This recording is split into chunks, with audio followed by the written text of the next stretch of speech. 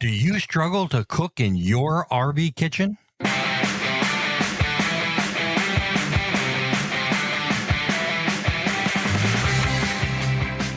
This is the RV Life Podcast. I'm Dan Hunt with my incredible wife, Patty Hunt.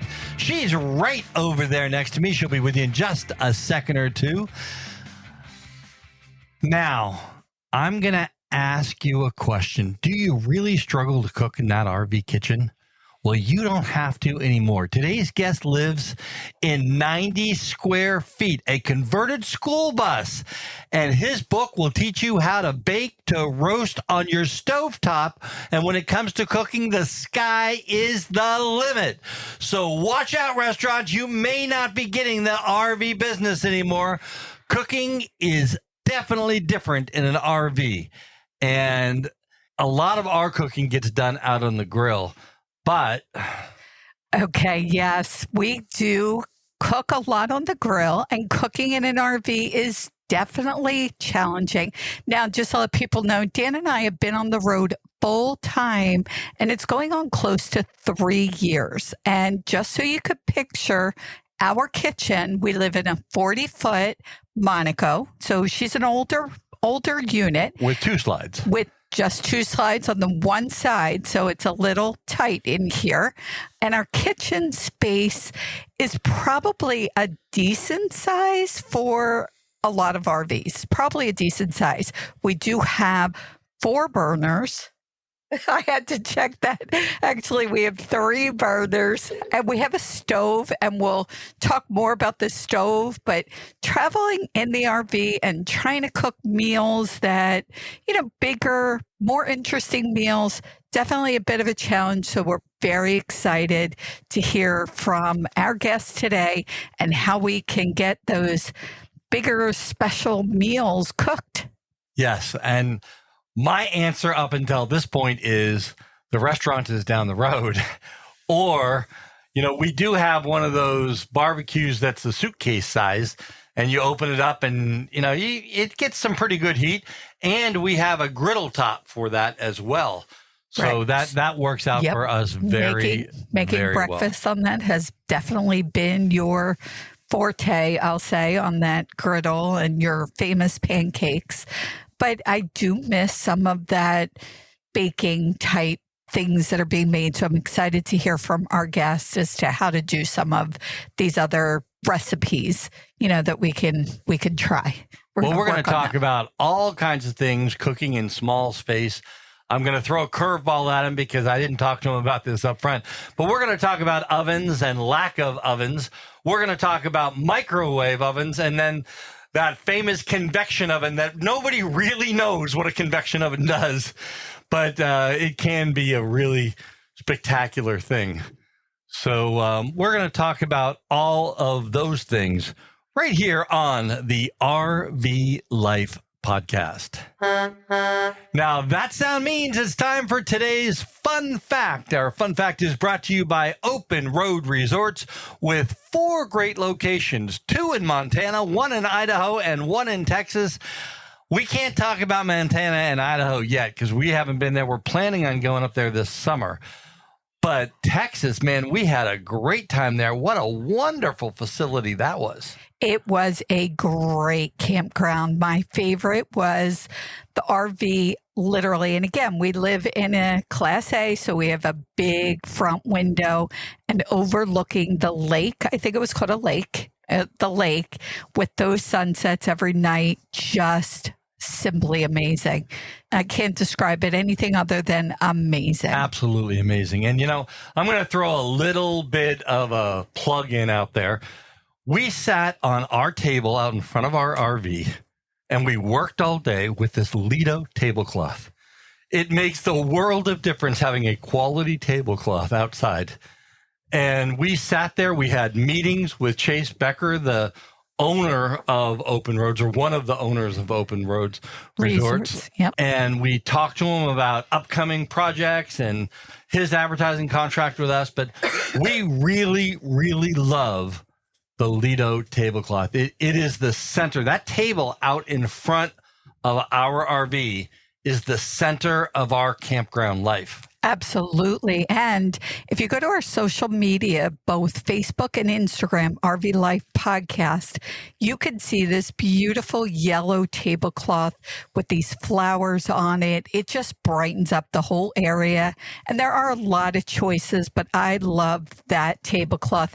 And you could check it out on our social media. But for the fun fact today, here's the fun fact. RV ovens. The average RV oven sizes are about 17 to 21 inches wide. Now, some are a little larger and obviously some are a little smaller, but that's the average. And they're only about 11 to 16 inches tall. Now, to give you a comparison, a residential oven is about double the size. Double. So when we first saw our oven in the RV, I didn't think we could cook anything in there, but I figured out how to move the rack around. The rack could move down. We actually used it for Thanksgiving dinner just a couple of days ago. Yes, we did. For the first time, we're almost 3 years in our first month, in our first maybe 2 weeks, we went out to Costco to get some supplies. And one of the supplies we got was one of those great big trays of eggs. I don't know how many eggs are on them, but it's 1, 2, 3. I think it's 3.5 dozen on those grid square trays of eggs. And Patty and I didn't really have a system built yet because we were probably only in our first couple of weeks of being in the RV. It was very, very dark outside.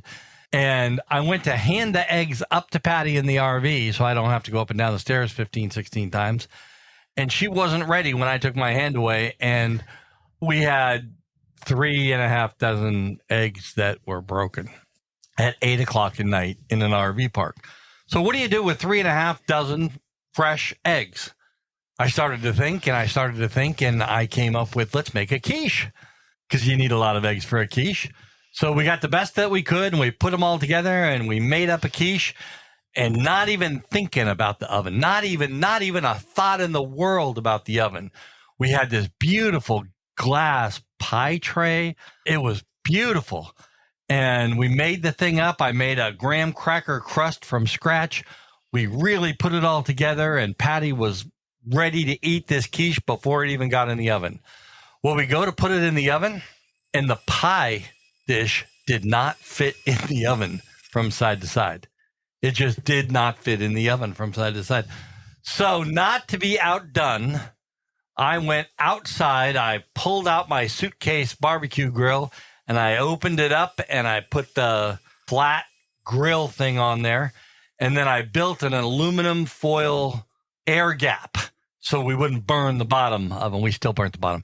But I put this aluminum foil air gap on there, and I put it into the barbecue with the top closed at 350 degrees for 45 minutes, and everything came out great. The bottom got a little burnt. I'll be honest. The bottom was a little bit burnt. It did. I love quiche, and it was okay. It was edible. Wasn't perfect. So I'm really hoping that AJ could help us with this problem because I want a quiche. And so I'm hoping, and I'm giving him a heads up so he could come up with an idea in his head because I have all the ingredients and I want to make a quiche. Well, I will tell you, yesterday afternoon, I spent the day reading, not the recipes, but there's a lot of dialogue in this book as well. And he talks about the renovation of his school bus, which we'll talk about in depth in a little while. But we got the renovation of the school bus and the ovens and the differences in putting an oven, and his decision to not even put the darn oven in. Just like our decision, you're trying to talk me into taking the washer and dryer out because you want the storage space. Yes, whole nother conversation there. The oven, we may just start using it, although I think AJ is going to have so many great suggestions, we won't need the oven, especially being warm here in Florida. We are in Florida. Lighting that oven just makes everything in the RV warmer. So I'm excited. Let's get to them. I'll tell you what, after I read this book, and I have a copy of it up on my screen. There is a digital copy of it. The oven size really doesn't bother me anymore because he really explained and showed how you can actually bake and roast on the stovetop. You don't need that darn oven down there. So I'm really, really, really excited about that. We are going to go to our first break, and we will be back right after this. The most important part of your RV is the roof. If your roof leaks, your trip and your RV get ruined. You can take it to a dealership or service center to be maintained at their expensive rates. Or you can maintain it yourself over a weekend for a fraction of the cost. Liquid Rubber RV roof products will keep you dry and leak-free. Visit shopliquidrubber.com/RVLife. Use coupon code RVLifePod15 to save 15%. That's shopliquidrubber.com/RVLife. National Indoor RV Centers with over 1,000 motorhomes available across multiple locations. National Indoor RV Centers continues to provide an outstanding hassle-free motorhome ownership experience. National Indoor is the #1 Newmar dealer in the nation and also features brands like Integra, Winnebago, and much more. Visit NIRVC.com and become a part of the National Indoor RV Centers family. You're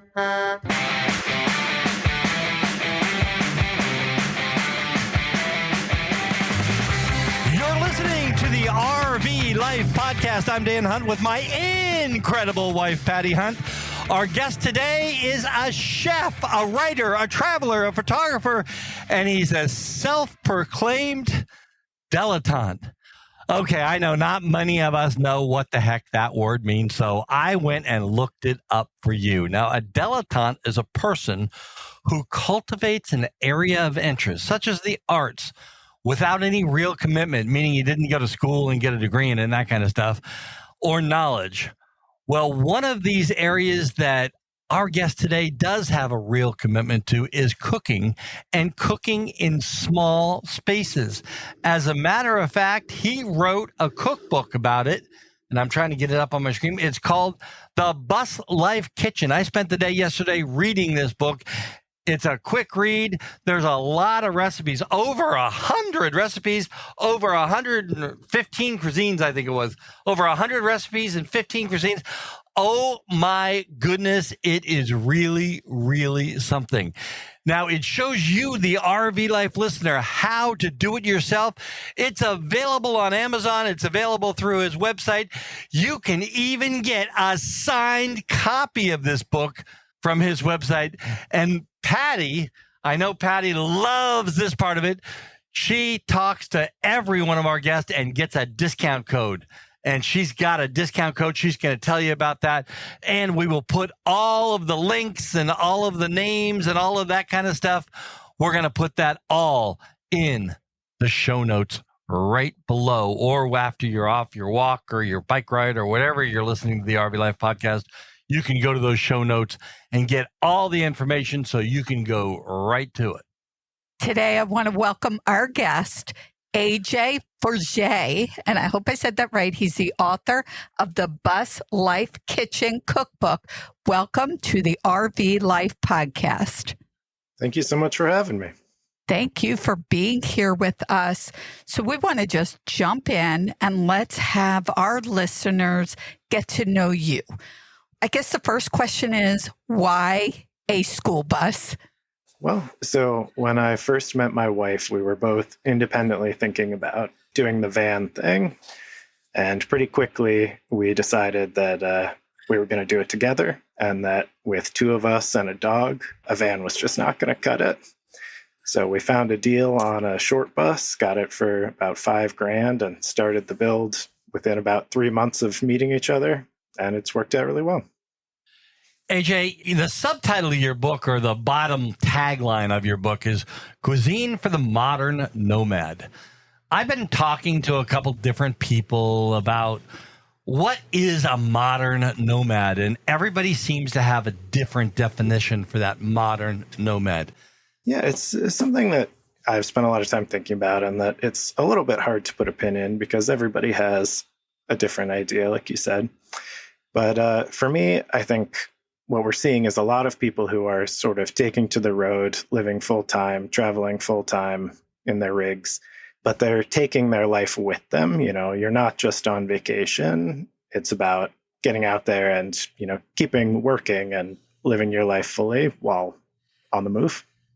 I've got to take a second here and say, you got to talk to all my friends, because all my friends think I'm just on a 24-hour vacation, that I just packed up and left and we're just on vacation. This is our life now. You know, we go from place to place and we have to pack up and set up and move the RV and all of that kind of stuff. So believe me, full-time RV living is not a 24-hour vacation. Now, you get to do a lot of stuff, and I've hit a lot of those basket list items, but I really have to point out that it's not a vacation. I absolutely agree with that. Yeah, we spend a lot of time working, and we do it in really beautiful places most of the time, but we're still definitely working every day. So you're still working hard. I want to say something about that working. Dan and I are all about our mindset, and we both had careers before we started this RV life. Dan was in the entertainment industry literally his entire life, worked really hard, long hours. I was a high school teacher for 20 years. So again, worked hard, long hours. And while we're all talking about this idea of work and working while we're on the road, I'm happier with the quote unquote work I do than I've ever been. So it sounds like, AJ, when we spoke, you're really happy and excited about what you guys are doing. Absolutely. Yeah. We both had different jobs. I was a wildland firefighter before this, but it's always been my dream to write and to cook. And so by making this decision to simplify our life a little bit, I got to really focus on what was most important. Okay, so now you just answered a question for me. My brother was a firefighter for the U.S. Forest Service for many, many years. And the U.S. Forest Service has come up with what I refer to as the ugliest color of all the colors in the world. And that is the color you chose to paint your school bus. Remember, I told you, Dan, you're not allowed to insult our guests. Okay, why did you paint it that color? It was largely a decision based on the name. We went to the store and we got about 8 different colors and painted them on and did a little Instagram poll. And things were pretty level, but the color that we chose was called artichoke, which is my wife Ayana's favorite food. And that really sealed the deal for us. Okay, so now I'm going to be with you on this. I love artichoke. So as we get into this, I'm sure you're going to share some great recipes for artichokes. We have my family's unique favorite artichoke sauce in the book, which was a big ace in the sleeve when I started dating Ayana. Okay, but now I have to ask, when you built the school bus, you chose not to put an oven in at all. Can you tell our listeners why you made that choice? So there were a couple of reasons. Back when we started building, we were having trouble finding resources from other people who had put ovens in their rigs. And most of the conversions that we saw where people had put ovens in, it didn't seem particularly safe or well done. And so that was one factor. And the other was that we just really don't have that much space in here. You know, it's only about 90 square feet. Our whole kitchen counter is about 4.5, 5 feet long. And we have to put our sink and our fridge in that same space. So we really just couldn't afford the space. I just want our listeners to be clear. You did say 90 square feet, like 90. Yeah, our living space, excluding the cab, which we have a swivel chair in there that adds a little bit. But our living space is 7.5 feet by 12 feet. So it is pretty tiny in here. Okay, so I guess I should stop complaining about the space we have in our 40-foot. Wow, that is tight. So everything in there has to have a purpose. Absolutely, yeah. You can't afford to carry too much that you don't absolutely need. You know, you hit on safety of an oven, and this question came up to me the other day. We had never lit our oven, in all honesty. And the reason we never lit it, I found out later, the previous owners, and we bought this as a new to us RV. When you turn the oven off, the pilot light in this oven goes off. One of the things that I'm thinking about safety, and I know you've done, after reading your book, I know you've done a whole bunch of research about ovens and heat shields and all that kind of stuff that go in there. But let's talk a little bit about that pilot. It's in there, there's no flame, and it's running all the time. Isn't that filling my RV up with LP natural gas? I would assume that it's not doing that because that would be terribly dangerous. But yeah, that is something to be concerned about. Yeah, I didn't really sleep the last couple nights after cooking this Thanksgiving dinner. And, having that pilot light on in there doesn't bother me as much as not having it on in there, making sure that there's no gas flow to that area. Now, there are some tricks to cooking on a stovetop without an oven. On page 48 of your book, you talk about how to do it and how you came up with a way to regulate it as well. Can you just tell that story to the listeners so they can understand? Because I'll tell you what, if I'm talking to somebody who's about to buy a brand new RV and I tell them, you know what, let me say this book and it talks about not using your oven at all. As a matter of fact, let's take it out. Most people would look at me like I was a nut, an absolute nut. But you have pretty much proven that we don't need it, and in some pretty ingenious ways too, I might add. So tell me about that temperature gauge that you put on the outside of the Dutch oven and how you do it, with the ovens on the stovetop. Sure. Yeah. So when we didn't install the oven, it, was clear that I was going to have to figure out how to bake on the stovetop. And it took a little while to fine tune everything, but the system that we came up with is, we use a large cast iron pan with a wire cooling rack in it. And what that wire cooling rack does is it lets you set whatever you're baking, your baking dish or your pizza pan or whatever, on the wire cooling rack, and it creates an air gap around it. So you get that same dry heat cooking condition that you would have in an oven. You have to control the temperature a little bit. It's, obviously more finicky than your standard home oven where you just set it to the right number. But if you heat up the pan first, get it to a nice temperature, we throw a little thermometer from our wood burning stove on the side, which lets you see exactly how hot that cast iron is. And you throw whatever you're baking in there, cover it, try not to open it too much like, a typical oven. And it's pretty reliable. We've baked pizza, pies, cookies, cakes, just about anything, roasted a turkey. Okay, so wow, I gotta say, and now I'm hungry. So you've baked pies in it, you baked cakes, pizza, and you could get that crispness on the pizza and still not overcook the top of it? It is a little bit of a challenge and requires the fine hand on the stove setting, I would say, to get the top just as well done as the bottom. There's definitely a tendency for the bottom to overheat, similar to any small oven where it's hard to get really consistent temperatures throughout, but it works pretty well for us. Now, AJ, I need you to help me here. Okay, my wife, my lovely wife, she's a twiddler. She just loves to look at stuff and move stuff around. Like she'll make eggs and she moves them around in the pan instead of leaving them in one spot. But with this method of cooking, once you close that lid up on top, you really don't want to take the top off. Is that correct? I mean, yes and no. As with any baking, it is ideal to open it as little as possible, but you can have a peek in every once in a while. The nice thing about using a cast iron pan is that cast iron holds heat really well. So once that top gets hot, it stays hot. Okay, so I've got a solution here because I do not enjoy cooking. I love food. I guess I'm a foodie. I love all different types of foods except spicy, but I don't like cooking. So I don't want to do what I don't like. So what I'm hearing from both of you is I'm going to leave the cooking to you, Dan. I'll go read a book while we do have a cast iron pan, so I'll leave it to you. But I have to ask, one of my favorite things that I've not been able to have since being in an RV is a quiche. So what do you think, AJ? Will this work with Dan making me a quiche?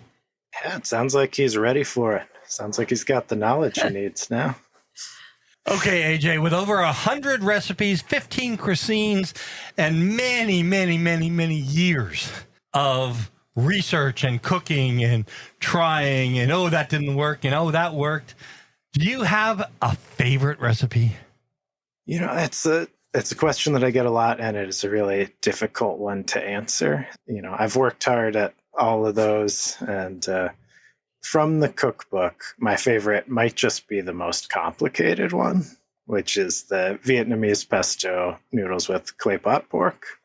That one it's a few steps, but it's a dish that I came up with in its entirety based on my travels in southern Vietnam, trying to work those flavors into a Western-styled pasta dish, and I think it's really fantastic.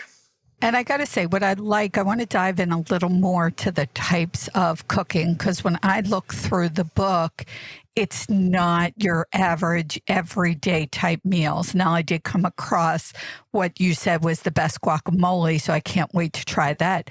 But most of your recipes, and you said 15 different types of cuisines, they're not your average everyday recipes, right? How did you come up with so many different types of cuisines? So a lot of it is inspired by travels, places I've been and cuisines that I've really loved. But a big part of the idea of the book was to get people out of the rut that they get into cooking on the road. Because a lot of people that I talk to, they have their 4 or 5 meals that they cook week after week because they know them and they taste good and they're easy. And this book is meant to not just show you all of the different things that you can cook, but also get you excited about cooking some new cuisines and learning about some new foods and new places in the process. New foods and new places in the process. We're going to take a break, but after the break, we're going to talk about the challenges of RV cooking. How important is prep and prep space, which I don't have a lot of prep space. It's killing me. And we're going to talk about Patty's favorite thing in the whole world, cleanup and storage. And we'll be back right after this. Does dropping your motor coach off at the truck stop full of semi-trailers for new tires give you nightmares? Eliminate the unknown and get your new motorhome tires mounted while you watch at your campsite or wherever you are parked. Motorhometires.com takes care of the entire process for you. We come to you with your new tires, mount them, add balance beads, and we even dispose of your old tires. With motorhometires.com, you'll also enjoy great prices and new tires with guaranteed fresh date codes, and enjoy sweet dreams instead of truck stop nightmares with your friends at motorhometires.com. Protecting your RV investment means being ready for anything. An extended RV warranty from Wholesale Warranties is the best way to make sure that if an RV failure happens, you can afford to get back to enjoying the RV life as soon as possible. RV warranties are available for motorhomes, fifth wheels, and travel trailers, new and used, across the U.S. Visit wholesalewarranties.com for a free personalized RV warranty quote today and hit the road with peace of mind tomorrow. Okay, AJ, we're going to talk about the challenges of RV cooking. Let me just set this up a little bit for the listener. Have you ever got up in the morning and said, you know what, I'm going to make pancakes and I'm going to make eggs and I'm going to make bacon and I'm going to make some potatoes and I'm going to do the whole 9 yards, and you start piling stuff out of the refrigerator and you don't have the space on the countertop to put everything? Not only do you not have the space, you don't have the height in a lot of cases either to put like even a milk carton down on our one counter. You can't put it down over there because it's too tall. I know all of you that are RVers have experienced the challenges of not having enough space to do the things you want to do. Things like, when I make cinnamon rolls, you got to roll out the dough. And there's just not enough room to roll out the dough. Now, we have done some upgrades to our RV that, we put a tabletop in that's meant for an eating table, but Patty uses it as her desk and her RV Life podcast desk. But it's big enough that we can do that kind of stuff now. So as you did your research for this book, and I know you're the kind of guy that really gets into researching things and kind of understanding how things work and why things are not working for people, can you point out some of the challenges of RV cooking? So definitely space in the fridge, in the pantry, on the counter. Those are all probably the top issues that folks have. Yeah, I think most of it is solved by careful planning and careful preparation. Okay, yes. And certainly, so we're talking about space and the lack thereof. And I'm looking at our RV and thinking of this 90 square feet of space that you have compared to what I have. And I'm kind of visualizing it in my head as we sit here. It's about right up to the refrigerator. Right. And then their Before bed. it, yeah. And they have a bed in here. Yeah. So it sounds like and again, your space is way smaller than ours. So while Dan's saying we don't have a lot of space, I mean, I have a whole cappuccino machine in here, and we pull out the mixer to mix up the mashed potatoes. So I think it just depends. And what I hear you saying is, you have to know what space you have and then prepare accordingly, right? Absolutely, yeah. I mean, we have a little 70-liter fridge about the size of a dorm mini fridge, and obviously not a whole lot of counter space. No cappuccino machine in here, unfortunately. And we make do. Right. I'll tell you what, one of the things, now I went to cooking school a long, long time ago. And one of the things that was just beat into my head is having the right tools to do the job. And I can remember our little Italian/French teachers yelling and screaming, you have to have the right tools. You have to have the right tools. So one of the things when we went full time, I couldn't give up my KitchenAid mixer. I just couldn't give it up. And I know it's big and I know it's heavy, but the mashed potatoes that come out of that thing are absolutely incredible. But let's talk a little bit. And I'm laughing over here, and I'm sorry. It just goes back to making it work. We upgraded to a residential refrigerator. So I guess like half of our freezer is the size of the refrigerator you're talking about. But you've still been able to make incredible recipes. I mean, let's talk about some of the recipes and being able to have the foods that you need, cook it, and then store it in that tight space. And tight space is relative. I mean, we're saying tight, but the space we have is big compared to what you have. So what's that look like these are elaborate looking recipes. Yeah. I tried to shoot for more on the gourmet side of things. A lot of it is stuff that you'd want to invite your neighbors over for dinner to share. And again, it's mostly about planning and preparation. I think we have a pretty small pantry, a small fridge, and, we like to boondock for about 7 to 10 days at a time. But all that food that you're seeing in the book is cooked in those conditions. If you plan it out well, it all works. So the message here is if you and your wife could cook these things, anybody can. Unless you're in a tent, you might have a little bit more of a challenge than what you're dealing with. So I just want to let our listeners know that they can do it. I looked at your recipes. I looked at your recipes, and there's nothing there that I couldn't do. I mean, really, I tried to pick out the most complex dishes. I missed the week that they were doing sauces. Even making the Béarnaise sauce and the hollandaise sauce you talk about in the book, you've broken it down to a way that anybody can do it. Yes, Patty, even you could make Béarnaise sauce for me. Because he's broken it down and made it so easy to do. But cooking should be fun and it should be enjoyed. And I don't want to take that away from you. You enjoy it, and I don't. My loving wife. Does your wife cook? Does she like to cook as well? She absolutely does not. Okay, no, there you go. We have a very good arrangement where she does all the dishes and I do all the cooking. Okay, that's how it's always been with us as and well. And your dog, I don't know your dog's name, but it does all the tasting as you're cooking, right? I saw that a couple of times in some pictures. Oh, yeah. She's our number one taster. So cleanup and storage, obviously. I have no problem with the cook not having to clean. I like to clean as you go along, especially with tight space, right? That's probably a good tip for people, keeping things tidy and clean as you're working.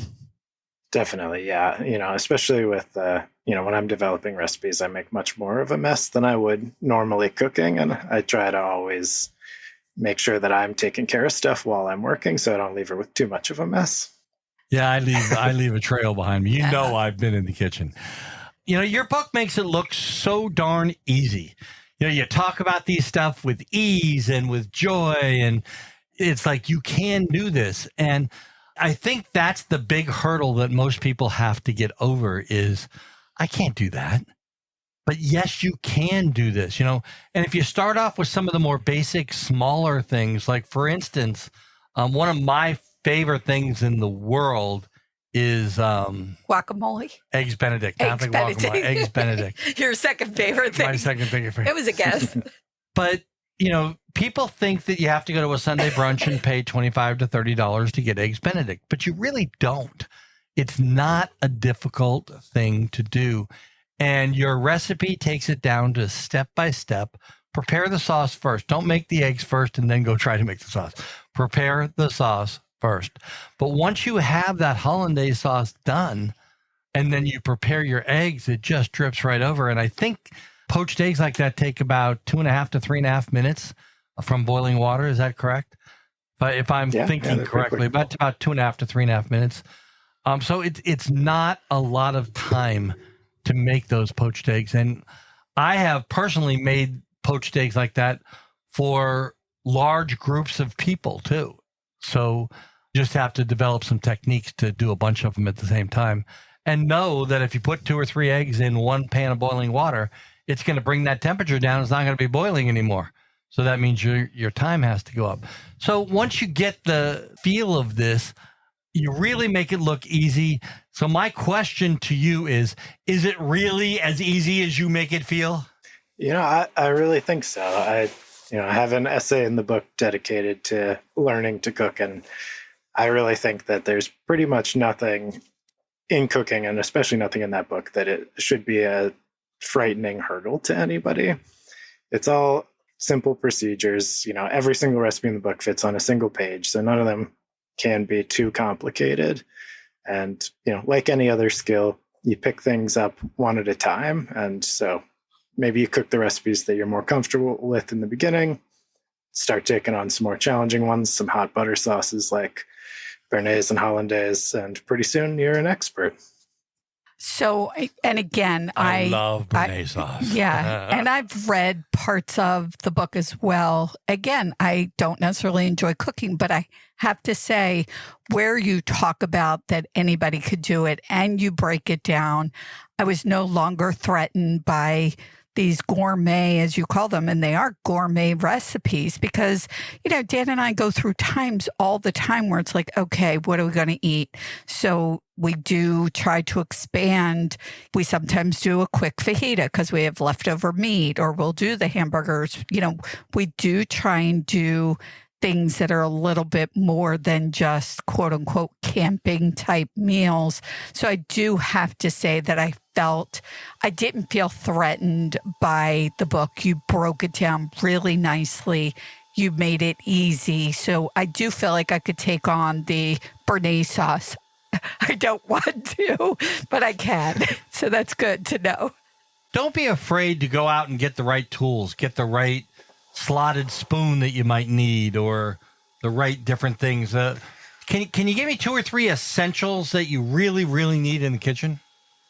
So I think that the number one thing that I tell everybody living in a small space is get yourself a little immersion blender set that comes with the food processor and the whisk, and even comes with a milk foamer for your coffees. You can get one for under $30, and it that's basically everything you need. It's no KitchenAid, but it takes care of a lot of those things. Okay, so I could go buy one of those and get rid of the KitchenAid, right? No. Oh, no. Living in an older RV, we do have a lot of cabinet space. So there's actually a space for the KitchenAid, but it is heavy. I'd like to get rid of it. But while we're talking about things that people need, I do want to let people know about the cookbook called The Bus Life Kitchen. And you're also offering our listeners a discount code. So I want to get that out there. Tell us about the sale you have going on. So from now until Christmas, doing a sale on my website, 25% off all the books. So you can get a signed copy, physical copy. You can also get the ebook for 25% off. Just have to use the coupon code SHOPSMALL, all one word. Okay, that sounds awesome because this definitely is a great book for RVers to have. I hear all the time people say, I'm tired of the same recipes. What new recipes are out there? So I'm definitely going to be posting on our social media, and that is RV Life Podcast, Instagram, and Facebook, as well as putting all of this information in the show notes. And AJ, while we're talking about social media and things like that, do you have social media so people could reach out to you? Yeah, so you can find me at thebuslifekitchen.com is my website. And then I'm on Instagram. It's probably where I'm most active on social media at the.buslife.kitchen. And Facebook as well with that same handle. Okay, so Instagram and Facebook, and we'll put all of that in the show notes. Now, while we're talking about social media and we're talking about people reaching out and talking about things, I'm going to ask you a question. Now, we have a YouTube channel. We have the RV Life Podcast. And we get a lot of comments and a lot of people saying different things. Do people ever comment and give you feedback on your recipes? And what is your answer to some of those? It's like, well, you use too much cayenne pepper in that, and I just don't like it. Honestly, I have been so surprised at how little negative feedback I've gotten over the past couple of years. It's been mostly really, really positive, and it's been so amazing to connect with people, both at, meetups and through social media, who are buying the book, cooking the recipes. And really, there's nothing that I love more than somebody tagging me in a photo of them cooking one of the recipes. Oh, that's awesome. And people could go to your website and your social media and see that.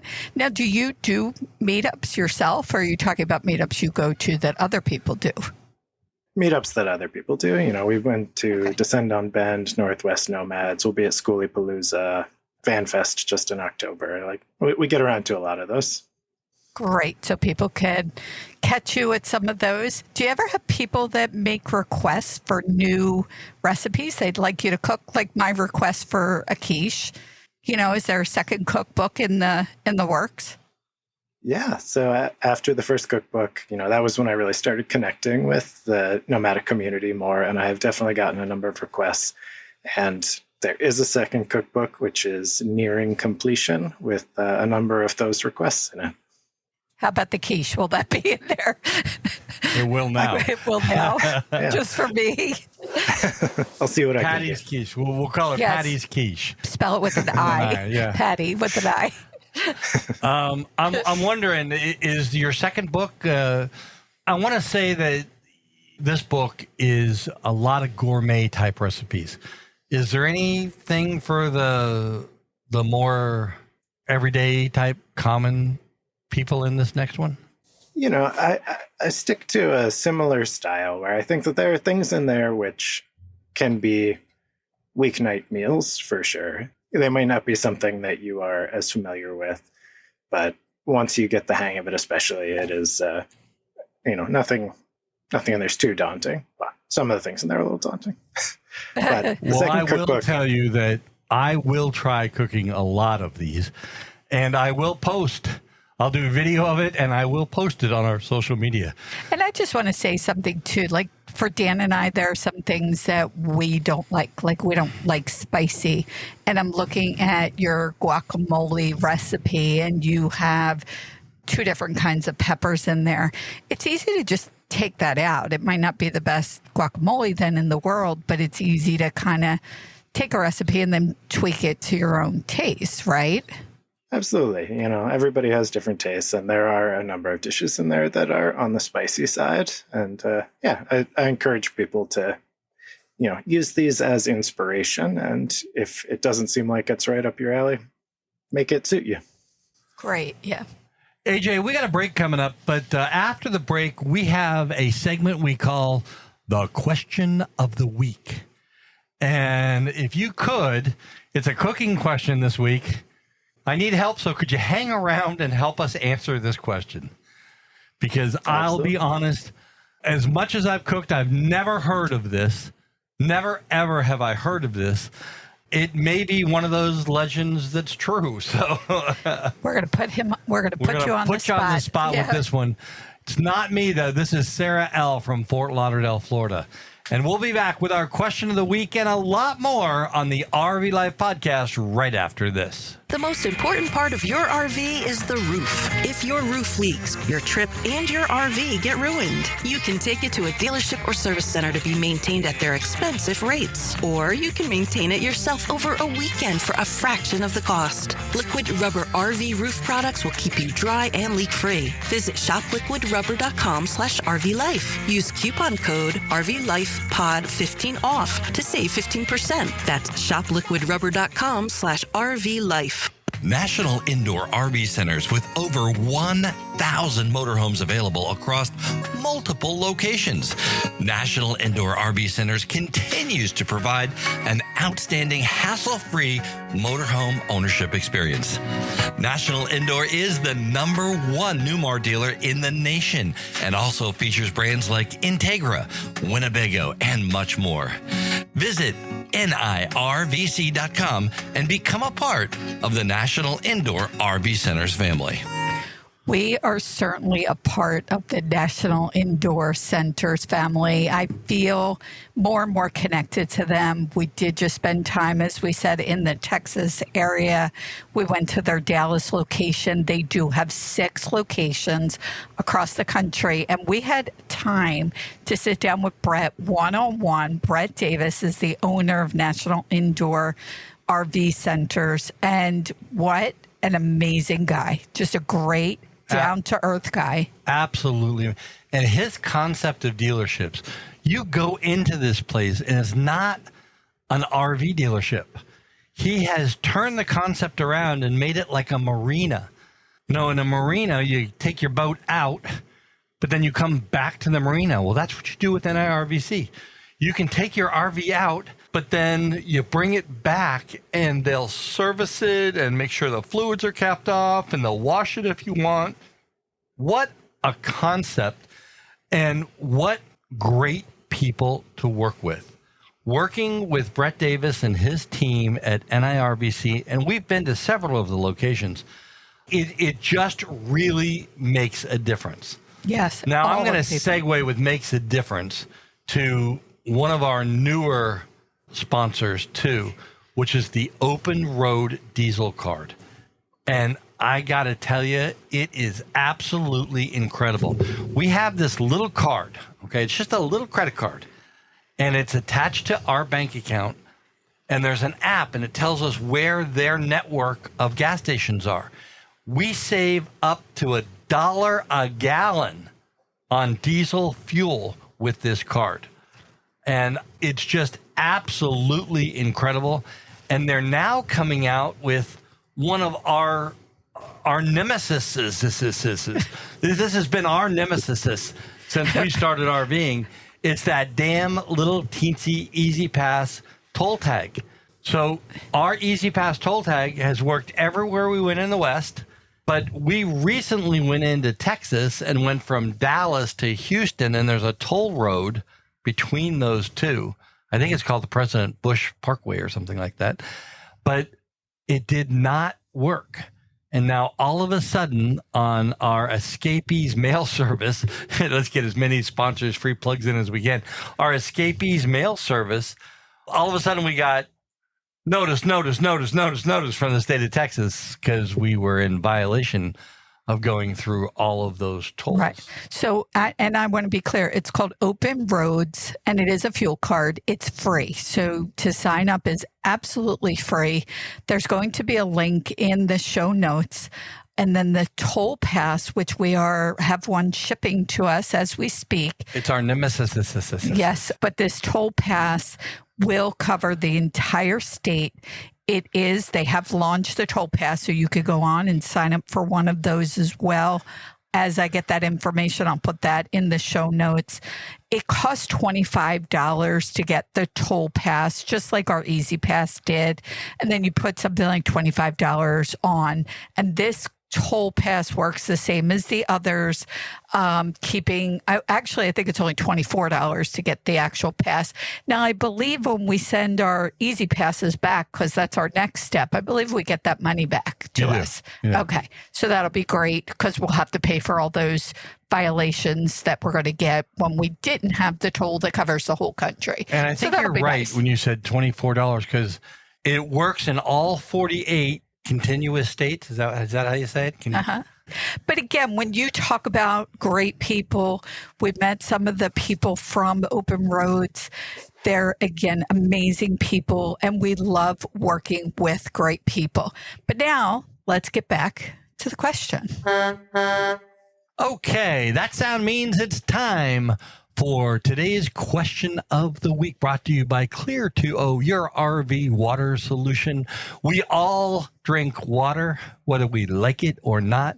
You may as well drink Clear 2O water because it tastes good and it's cleaner and it's healthier for you. So it takes that water that you get out of the spigot outside of your camper and you put this little green tube on, and I will tell you, it makes a huge difference. Yes, it is the bright green filter. That's how I like to remember them. And it really saves from carrying the bottled water, having to trash them. A lot of campgrounds don't do recycling, so we're not trashing all the bottles and the plastic and lugging them around. And they do have a new product, which is called Tank Fresh. And that is for your clean water tank. You dump it in, you leave it for about 2 hours. There's no smell. There's no harsh chemicals. There is no bleach being used. And I love that. Now, Keith, the owner and inventor of these products, is going to be a guest on the RV Life podcast when we get down to Tampa. We will be broadcasting live every day at 12:30. 12:30. Wow, you put me on the spot. I put you on the spot. Every day at 12:30 from the Freightliner booth, we'll be doing the RV Life podcast live. So if you're there, if you're going to be in Tampa, come on, stop by. I give away all kinds of stuff. Anything that I can get that they'll let me give away, I give away. But we have T-shirts and all kinds of stuff that we will be giving away at the Freightliner booth in Tampa. Yes. Please let me know on social media if you'll be there. But we did say we were going to do the question of the week, so let's do it. Sarah L. from Fort Lauderdale, Florida. Hey, Jay, you got to listen. This is a big one. Yeah, and this is really putting him on the spot because it's about ovens. She said, I heard using a pizza-type stone in the oven helps cook things more evenly. Is that true? I say myth. Yeah, in my experience, absolutely. It's very helpful. So if you're baking bread, it takes up all the room in the oven, though. Well, it is more of a challenge. It's definitely more of a challenge with an RV size, especially with an RV size oven. Yeah. Okay, so you're saying that those type stones, you're saying does help. Regulate the oven temperature, I guess is the way to say it. It's mostly about creating a block between the heat source and what you're baking. So it doesn't necessarily have to be a pizza stone. Those do hold heat and help to, regulate temperature in that fashion. But any sort of block between the heat source and the thing you're baking will help to create a more even temperature. Okay. All right. Good to know. So people don't have to necessarily go buy a pizza stone. Thank you. And thank you, Sarah L., for sending in that question. We appreciate the questions. Now, Patty, last winter, about a year ago to next week, we were at Thousand Trails Orlando, which is where we're going tomorrow. Right. We're going to Thousand Trails Orlando. So last winter, we had a chef on the show, and his specialty was campfire cooking. So he cooked everything. He cooked a gourmet dinner for us on an open campfire. We actually had him on the podcast, but when he cooked that gourmet dinner for us, we also recorded it and we made a whole video on our YouTube channel. We're going to put a link to that in the show notes. You might want to go back and listen to that. Some really great tips. And believe it or not, AJ, everything you said today lined up exactly with what he said too. Now, I want to ask you, AJ, have you ever done campfire type cooking, like meals on a campfire? I love to cook on open fire when I can. We spend a lot of time out west where in the summer you usually can't have campfires. But yeah, there's something so classic and primal about managing a real wood fire to cook. I love it. Now, it was really cool to watch him set this whole thing up. He made a dinner. I'm talking chicken and sauce and green beans and potatoes and asparagus. It was asparagus, right? And I mean, it took hours. So it was really nice to sit back, and I did assist and I did clean up after him. But it was nice to sit back and watch and enjoy it. And it was an amazing meal. And AJ, when we get together, I'm going to expect the same thing. I'm going to expect one of your meals for us. So yeah, I think his RV is so easy to spot because of that green color. Him and a lot of Forest Service pickup trucks. Other than that, there's nobody to pick that color. But we're gonna follow him around for a while this summer, so he can just cook for us all the time. So wherever they go, we'll be there too. Okay, so let's do this. Let's start a conversation on social media, and again, they'll be posted in the show notes of your favorite recipes. So people that have AJ's book, what are your favorite recipes? Get the book. Pick out some of your favorite recipes that you'd like to see or hear about. I want to start a whole conversation and share with the RV Life podcast community. I'm going to take what I have gone through. He's got a Béarnaise sauce recipe in there that I got to tell you, it's to die for. But we're going to post a couple of those recipes. Let's start a conversation on what are your favorite things to cook and what are your favorite recipes. We have a health coach and we do a lot of things a little different than some other people. So we don't eat a lot of processed foods at all. But one of the things we do is we eat a lot of sourdough stuff, sourdough bread, sourdough things. I have a recipe for sourdough cinnamon rolls and sourdough pancakes that we make, and it is incredible. Now, keeping that sourdough alive while you're on the road sometimes creates a little bit of an issue. But other than that, we are in pretty good shape with that. Now, that sound means it's time for today's RV Life Pro Tip of the week. And that pro tip today comes from Patrick Buchanan. It's about trip status and how to read trip status in RV Trip Wizard. RV Life Trip Wizard offers 3 status levels for your trips: active, tentative, and archived. Active trips are those you're currently taking or about to take, appear on your mobile device for navigation, and allow you to receive handy and informative pre-departure email notifications. Tentative trips are those that you're working on and still planning. They won't appear on your phone or send you email notifications about destinations that might change several times before the trip is finalized. Archive trips are just as they sound, trips you have completed and don't want to lose the valuable data, insight, and memories you might wish to review again someday. For RV Life, I'm Pat Buchanan with your RV Life Pro Tip of the Week. Thank you so much, Patrick Buchanan. And we want to thank our guest, AJ. And his book is called The Bus Life Kitchen. And we so appreciate you being on, AJ. Thank you so much. Thanks for having me. It was great talking with you both. Well, that'll do it for this week's episode of the RV Life Podcast. I'm Dan Hunt with my incredible wife, Patty Hunt. She's sitting right next to me, right over there. We do this show once a week. It comes out on Wednesdays on your favorite podcast platform. So mark it as a favorite, mark it as you like it, download it each week, and we'll be back with new broadcasting for you each and every week. I'm Dan Hunt saying have a great rest of today. And an even better day tomorrow.